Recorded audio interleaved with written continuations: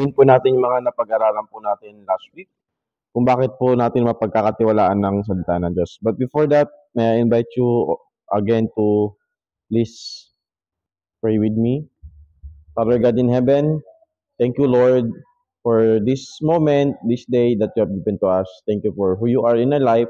Another week, another challenges, and another blessing, in another um, time that we can see your glory in each every day. And as we have our Sunday school, may you bless us, Lord, as we study your word, your very doctrine, and the Holy Spirit will give us an understanding. In Jesus' name we pray, our Lord and Savior. Amen. Good morning po. At ang pag-aaralan po natin ngayon, yung continuation po ng ating napag-aralan last time. But before that, magkaroon muna tayo ng review sa ating part 1. Ano po yung ating topic? It's about mga dahilan kung bakit meron tayong natin mapagkakatiwalaan ang salita ng Diyos. Una na dyan yung resurrection ni Jesus Christ. Walang tao na mag-predict ng kanyang kamatayan, mamatay, paano siya mamatay, at i-predict din kung kailan siya mabubuhay, kundi si Jesus Christ lang. Kaya yung kanyang salita na naisulat ay totoo sapagkat natupad lahat ng mga sinabi niya. Pangalawa, yung honesty ng salita ng Diyos and its indestructibility. Yung tinatawag nating preservation na mula noon hanggang ngayon na-preserve yung salita ng Diyos. Hindi lahat ng nangyari sa bansang Israel ay nasulat. Yung mga importante, hindi sinabi, mga gantong, hindi lahat nakadetalye. Ang ibig sabihin, araw-araw kung anong ginagawa nila. No? For example, for 70 years, nung nasa Babylon sila, umiiyak sila doon. Pero yung anong mga games ba nila doon or whatever, hindi na natin alam. Alam lang natin, napunta sila sa Babylon because of the captivity, and then bumalik sila after 70 years. Yung mga highlights. Ngayon naman, ika-4 na reason o ika-5 reason kung bakit natin mapagkakatiwalaan ang salita ng Diyos sa mga nandito na, ayan, sa mga matatagal na Christians, marahil narinig nyo na tong mga reason na to kung bakit pinaniniwalaan natin ng Bible. Pero alam nyo, pag kayo nagkaroon ng further studies, comparison of world religions, and when you compare religions, you're not just you're not comparing yung practices nila kasi ganun yung mga observation in outward appearance, yung ganto ginagawa nila, mga Buddhist, meron silang tinatawag na self-destruction, pupunta sa bundok, binabaon nila yung katawan nila, ulo na lang ang natitira. Meron namang sa Sikhism naman, alam niyo yun, yung simbahan nila o yung pinaka-templo, nandun sa may gitna ng lawa. Makita mo na yung Brother JC? Pero yon ginto yon. Tapos ang ginagawa ng mga monk, kung ibang mga monk, nandun sa may bundok, yung mga Sikhist naman, nandun sila, hindi Sikhist tawag, basta yung mga monk ng Sikhism, andun sila sa may lawa, lumulubog-lubog sila, pagpapalik sila, lulubog, tas sa ahon, hihinga, tas lulubog naman. So, ganyan mga practices. But when you study religions, we're saying na you're studying their sacred texts o kung ano yung pinaniniwalaan na. Then you will appreciate yung paniniwala ng Kristyanismo sa Biblia. Pag pinag-aralan mo ang Quran, hindi lang yan sa mga nagsasuggest o nagsasabi na sila ay Christian, katulad ng mga Book of Mormons. Sinong nakakaalam ng 4 Holy Book of Mormons o 4 Holy Sacred Texts of Mormons? Meron ba? Yung mga nag-aaral ng cult sa Bible School, alam niyo dapat yan. Una, Holy Bible. Pangalawa, Book of Moroni o Book of Mormon. Pangatlo, ano yung pangatlo? Yung covenants nila. Pang-apat, yung nakalimutan ko yung isa. Basta 4 yun. Pero sa Book of Mormon, sinasabi kasi nila na yung Bible, maraming kulang. Yung Book of Mormon, andun lahat ng kulang sa Bible. Kung saan si Jesus Christ nag-appear sa mga ancient Americans, yung mga unang taong nakatira sa Amerika. Okay? Nag-appear din si Jesus Christ. Tapos, Meron ding mga sulat si Ellen G. White, si Seventh-day Adventist. Sa Kristyanismohan, meron. Pero, pag pinag-aralan mo yung outside of Christianity, andyan na yung Islam, andyan na yung Buddhism, andyan na yung Hinduism, Zoroastrianism. May iba't iba silang mga sacred texts. Tapos, mahabang pag-aaral yan. Maganda nga rin, sa Young People Fellowship or sa Sunday School or whatever. Merong mga sessions na, kasi parang paulit-ulit na lang yung mga topic, no? Though marami pa rin. May mga pagkakataon na maganda na mag-topic, understanding Buddhism, mga ganun. Understanding Hinduism. Understanding Judaism. Understanding yung mga gantong world religions. At, i-compare yung Word of God, yung Bible, sa kanilang word na ginagamit in ancient or in their time. Then we will begin to appreciate na mas tunay, mas totoo ang Bible. Walang prediction, may mga prediction din sila. Alam niyo sa Islam, meron silang prediction na yung I forget the term. Meron silang dyan nakalimutan ko yung Arabic nung Messiah. Nakalimutan ko. Basta yung phrase na yon, inaabangan din nila yung nadadating na parang rapture. May ganun din sila. Na parehas. Pero, yung description sa kanila nung inaabangan nila, description ng Antichrist sa atin sa Bible. Ang galing nga Kaya, paano mag-work yun? Ulitin ko sa kanila, may tinitignan din nila yung Messiah na dadating. Pero, yung sa kanila, na description nila ng dadating na Messiah, nakalimutan ang Arabic ng Messiah, na tinitignan din nila. Nabisado ko yun Description naman yun ng Antichrist sa Bible natin. So, ano pa ba? Sa mga, si Confucius naman, mga Confucianism, naging religion, collection of sayings, Proverbs, which is, kung titignan mo, yung Book of Proverbs, tsaka yung mga sulat ng mga Proverbs ng mga Chinese, parang magkaparehas. Parang pinaraphrase lang. Kasi, ang Proverbs, practical or real life events yan na nangyayari sa araw-araw. Ngayon, bakit halimbawa, bibigyan ko ng example. Paulit-ulit, no?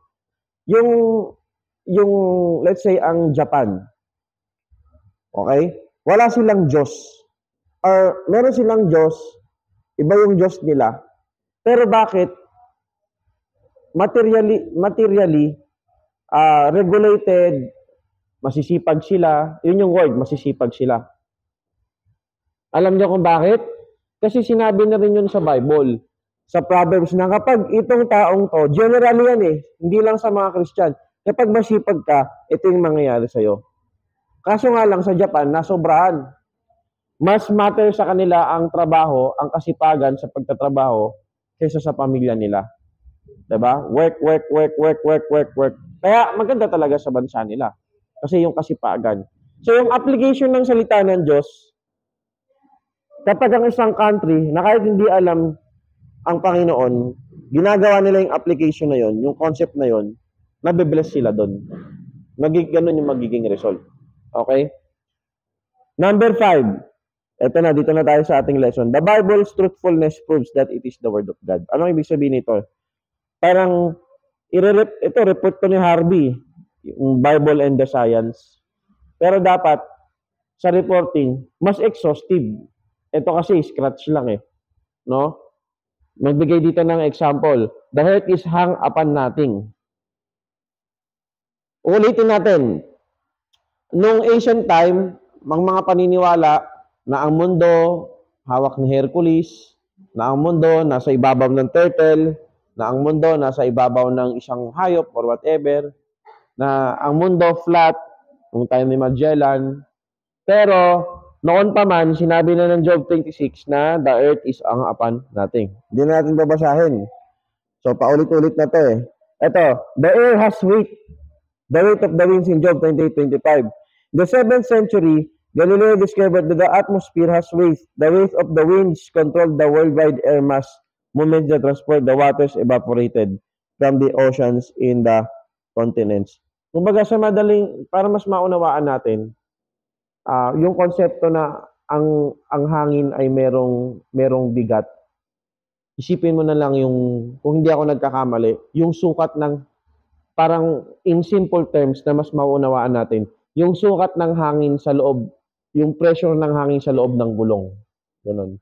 Ako may binigay diyan sa akin na ano eh, para malalaman mo kung yung pressure, yung hangin na nasa loob ng gulong. Kaya nga meron tinatawag ng mga vacuum, di ba? Tinatanggal yung hangin sa ano.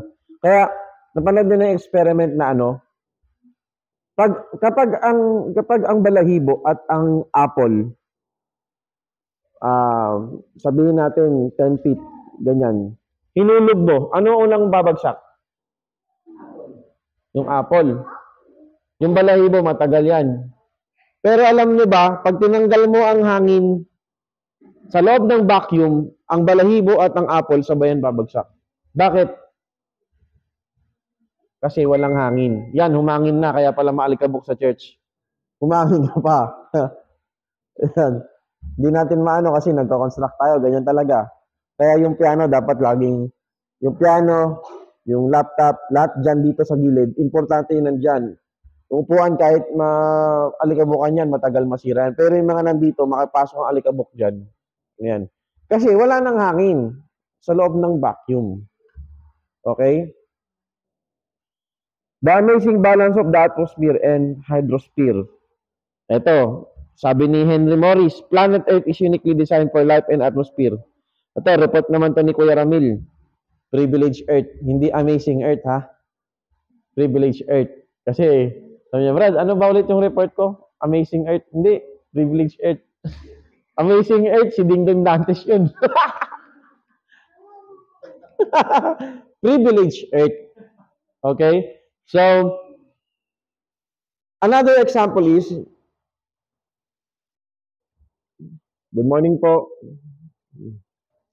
Another example is,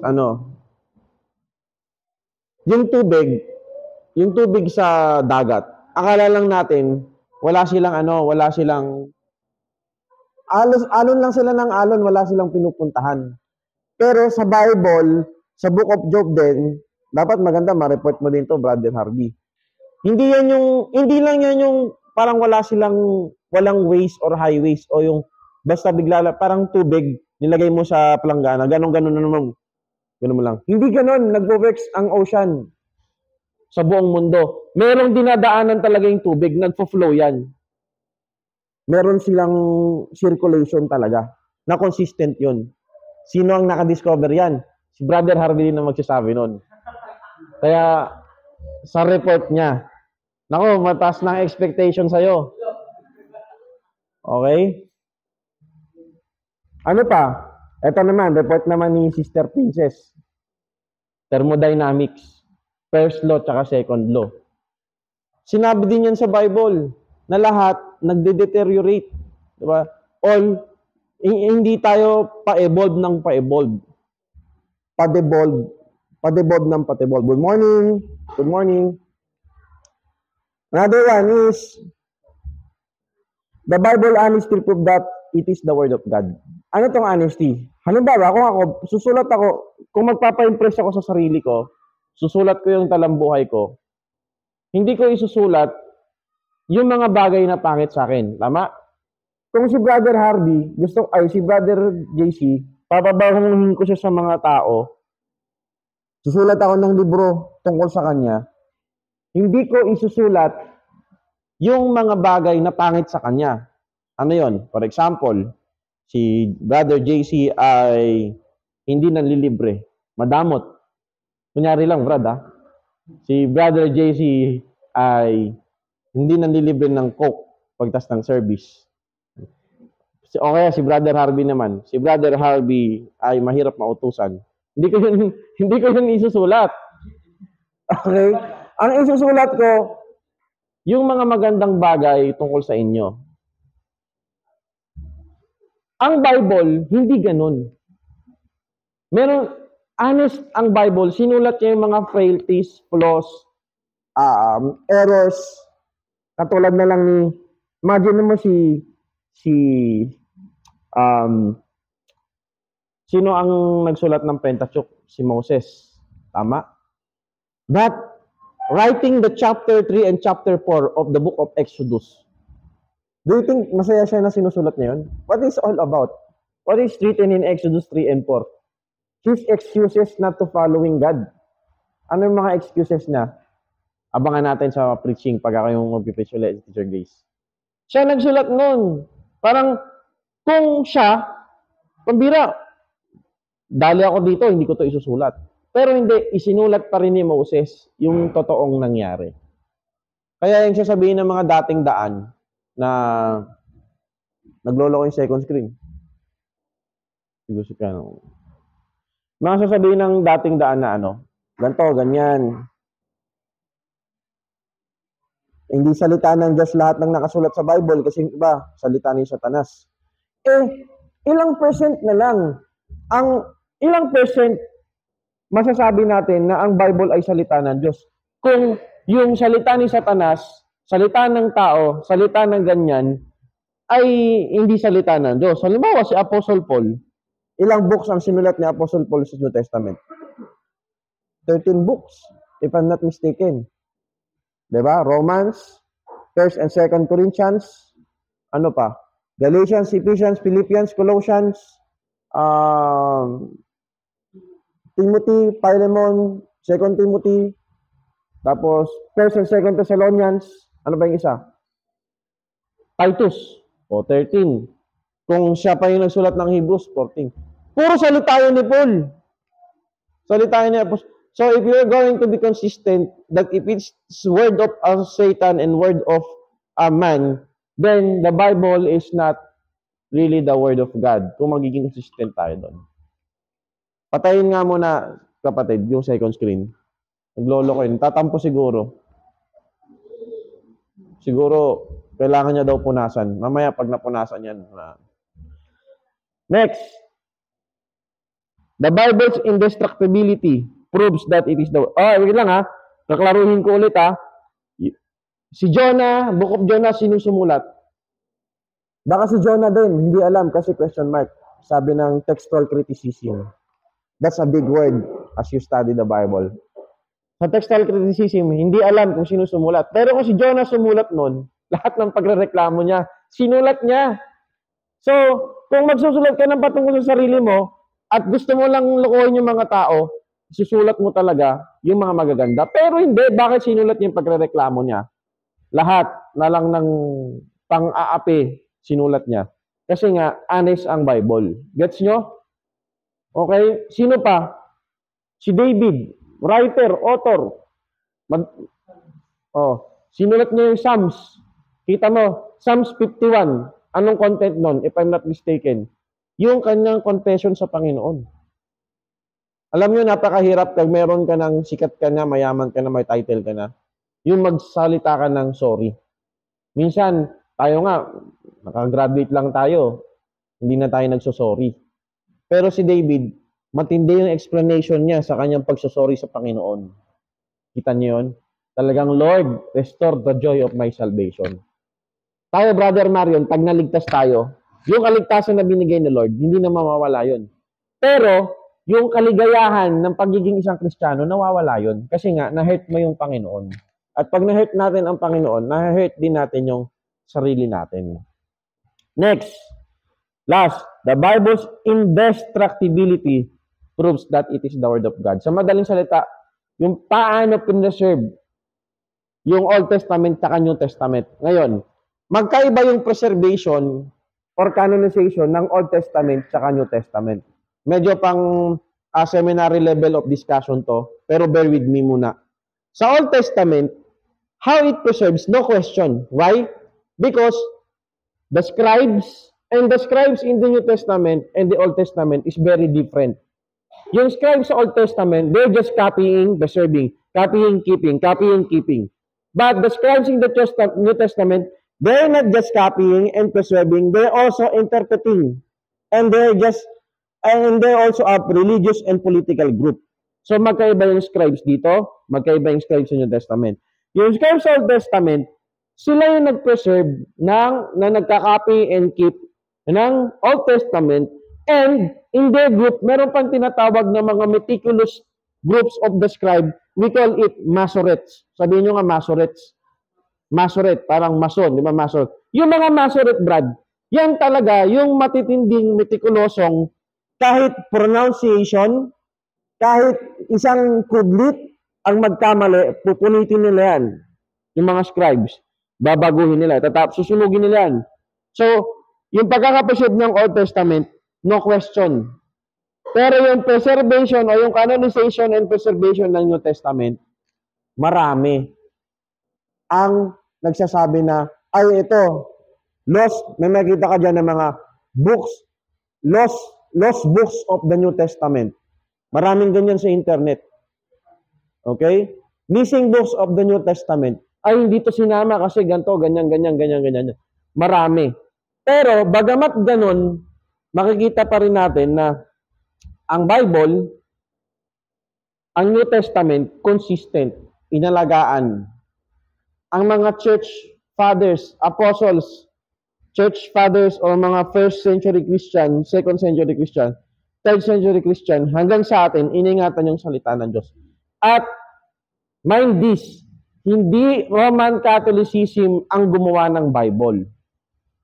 Ang gumawa ng Bible, okay, ang mga apostol, ang Bible nasulat na bago pa lumabas si Constantine na nagpasimula ng Roman Catholicism. Alam niyo ba ang Roman Catholicism? Hindi lang masyadong alam sa church history, pero marami din siyang split. May mga independent Catholicism. Kasi sila din hindi nagkakaunawan. One thing is clear, in our history as Baptists, we believe na never tayong nag-signify or nagkipag-associate doon sa established Roman Religious Catholic Empire. Yun ang klaro doon. Hindi sila ang nag-produce. Kaya sa kanila, church, the group of people, tapos Bible. Yan yung hierarchy. Church, and the church produces the Bible. Ganyan. Dahil ang church ang nag-produce sa Bible, ano man sabihin ng Papa, kahit sinabi ng Bible ganito, mas tatanggapin yung sinabi ng head of the church, which is the papacy, the Pope. Mali. Okay? Mali. Ang script sa Old Testament, ang mga Hudyo at kung sino-sino, ang mga Hudyo, meron silang tinatawag na dispersion o diaspora. Kung saan, Hudyo sila pero napunta sila sa ibang lugar. Meron tinatawag na ilang captivity, Assyrian captivity, Babylonian captivity, at sinakop sila. Nawalan sila ng bansa, nawalan sila ng land. Pero bakit sila, Hudyo pa din, distinct race, distinct Jews pa din sila? Because of the Old Testament, because of their writings. Same in the New Testament. Okay? Ito yung writings nila, kapag mayroong group na lumalabas, titignan nila ang salita ng Diyos, compare, ay hindi yan. Hindi yan. They are not of us. Sila nagsasabi na si Jesus Christ ay hindi nagkatawang tao, mga Gnostic, mga Docetist, yung mga sinasabi sa Revelations na Nicolaitans, ay hindi yan. Marami ng groups eh. So because of the scripture, na pinanghawakan nila, na sinabi ng Panginoon, sinulat ng mga apostol, pinanghawakan nila, yung simbahan at yung katuruan ay hindi na-contaminate ng maling turo. Ngayon, may mga pagkakataon ba, Brother Jomar, na ito yung real church, kunyari tayo, nasa ancient time tayo, 2nd century, tapos biglang yung pastor o tayo, biglang naging bulaan, hindi na sila nagiging church. Kumbaga, false church na sila, X na sila. May mga ganon. Kaya sa Trail of Blood, may ibang mga groups dyan na sinama ni Dr. Carol, pero eventually, naging cult sila kasi hindi na sila naniniwala sa Holy Spirit. Pero nilagay pa rin sila sa Trail of Blood kasi nga, for honesty, na sila, they were once a church na ganito yung paniniwala. And eventually, naging ganon sila. Kaya mga kapatid, tapos na tayo, magpa-practice pa kami ni Sister Hannah saglit. Mag-ano tayo, wag natin ipagsambahala yung pag-aaral natin ng salita ng Diyos sapagkat mapagkakatiwalaan natin to. Amen? Let's go to the Lord in prayer and sama natin ang ating mga Sunday School offering. Let's pray. Father, thank you for this time. Thank you for your love, grace, and mercy. Thank you for who you are. Thank you for your word that still we have in our hands, we have in our gadgets, and we have in our hearts. May we apply what is written in your word. We may please you, Father. And bless our morning service. In His name we pray, Lord and Savior. Amen. Amen. Sister Ana.